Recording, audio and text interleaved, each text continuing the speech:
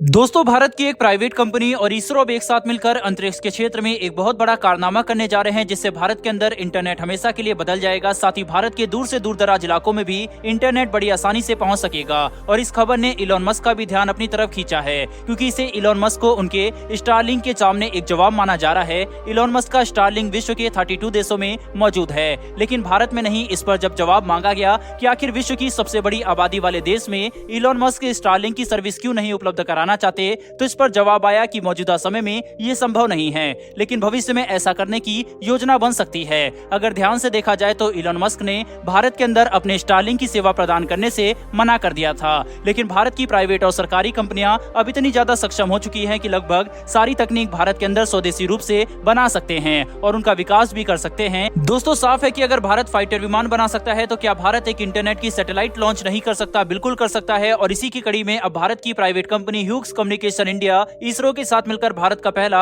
High throughput satellite broadband service launch करने वाली है। इस HTE ब्रॉडबैंड सर्विस की मदद से ह्यूक्स भारत के अंदर हाई स्पीड ब्रॉडबैंड सेवा उपलब्ध कराना चाहती है, और ये इतनी ज्यादा सक्षम होने वाली है कि भारत के कुछ सबसे दूर दराज इलाकों में भी इनका इस्तेमाल किया जा सकेगा। यानी कि ऐसे इलाके जहां पर आम मोबाइल का नेटवर्क भी नहीं आता, वहां पर अब सुपरफास्ट ब्रॉडबैंड सेवा का इस्तेमाल किया जा सकेगा, जो कि भारत के अंदर इंटरनेट के क्षेत्र में एक बहुत बड़ी क्रांति लाने वाला है। इसरो द्वारा प्रदान की गई उन्नत सैटेलाइट के दम पर भारत की ये प्राइवेट कंपनी देश के अंदर बेहद शक्तिशाली और फास्ट इंटरनेट सेवा प्रदान कर पाएगी, जो कि भारत के डिजिटल रिवॉल्यूशन को और ज्यादा मजबूत करेगा। इतना ही नहीं, बल्कि भारत के अंदर लोग और ज्यादा तेज और अच्छा इंटरनेट कनेक्शन इस्तेमाल कर पाएंगे, जिससे भारत में कई अलग अलग तरीके की इंटरनेट बेस्ड बिजनेस का भी विकास तेजी से किया जा सकेगा। कुल मिलाकर यह कहना गलत नहीं होगा कि यह इलॉन मस्क के स्टारलिंक के सामने भारत का स्वदेशी जवाब है। विश्व स्तरीय फर्स्ट सैटेलाइट ब्रॉडबैंड सेवा प्रदान करने के लिए ह्यूक्स इसरो की सैटेलाइट GSAT-11 और GSAT-29 के KU बैंड कैपेसिटी को अपने जुपिटर प्लेटफॉर्म ग्राउंड टेक्नोलॉजी से कंबाइन करता है, जिसके दम पर यह प्राइवेट कंपनी भारत के सबसे दूर दराज इलाकों में भी बेहद तेज इंटरनेट सेवा उपलब्ध करा सकती है। दोस्तों, ह्यूक्स मौजूदा समय में 2 लाख से भी ज्यादा बिजनेस और सरकारी साइट को अपनी सेवा प्रदान करता है। साथ ही इस प्राइवेट कंपनी के जुपिटर टेक्नोलॉजी का इस्तेमाल 75 से भी ज्यादा सैटेलाइट में किया जाता है, जो कि अपने आप में काफी विश्व स्तरीय तकनीक है। केवल स्टारलिंक को लेकर ही नहीं, बल्कि इलॉन मस्क के साथ भारत की नोकझोंक टेस्ला को लेकर भी हुई थी। टेस्ला की फैक्ट्री इलॉन मस्क भारत के अंदर लगाने के लिए तैयार नहीं थे, और वह चाहते थे कि चीन के अंदर मौजूद फैक्ट्री से ही टेस्ला की कार भारत के अंदर सप्लाई की जाए, वहीं उन्हें ही भारत के मार्केट में बेचा जाए। लेकिन भारत का कहना साफ था कि अगर आपको भारत के अंदर व्यापार करना है तो भारत के अंदर इसकी फैक्ट्री लगानी पड़ेगी। हम आपको चीन में बनाया गया सामान केवल भारत में बेचने के लिए अपने मार्केट का एक्सेस नहीं देंगे। इसको लेकर इलॉन मस्क और भारत के बीच में काफी विवाद हुआ था। आखिर में इलॉन मस्क ने भारत के अंदर टेस्ला को लॉन्च करने का विचार फिलहाल के लिए छोड़ दिया है। भारत की प्राइवेट कंपनी जैसे कि टाटा और महिंद्रा इलेक्ट्रिक व्हीकल के क्षेत्र में काफी तेजी से आगे बढ़ रही है, और ये दोनों ही कंपनी इलेक्ट्रिक व्हीकल के क्षेत्र में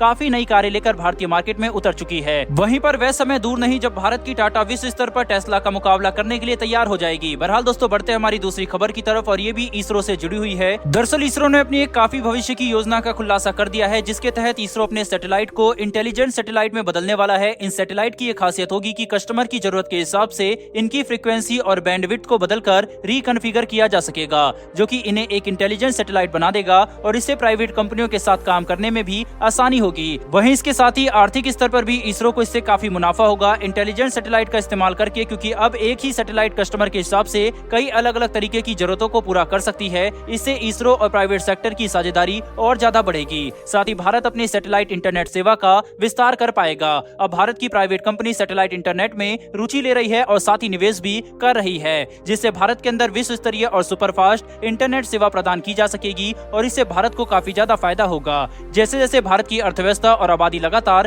तेजी से बढ़ रही है, वैसे ही भारत में इंटरनेट की डिमांड भी लगातार बढ़ रही है, और इस तरीके के कदम अभी उठाने की काफी ज्यादा जरूरत है, ताकि भविष्य में हम बढ़ते भारत की इंटरनेट की जरूरतों को पूरा कर सके। बहरहाल दोस्तों, इस वीडियो में इतना ही, लेकिन अंतरिक्ष के क्षेत्र में भारत की बढ़ती ताकत के लिए कमेंट बॉक्स में एक जय हिंद जरूर लिखिएगा। साथ ही हमारी आने वाली वीडियो के लिए चैनल को सब्सक्राइब अवश्य कर लें। फिर मिलेंगे ऐसी एक नई वीडियो के साथ। धन्यवाद। जय हिंद।